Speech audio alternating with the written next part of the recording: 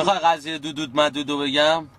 آقا یه یارو بوده زبونش میگرفته میره داروخونه میگه دودود مدود دارید؟ یارو میگه چی؟ میگه دودود مدود. میگه چیه؟ میگه همون یه دهده بوده میدننش. میگه والا من نمیفهمم چی میگی، بذار همکارمو صدا کنم ببینم اون میفهمه چی میگی.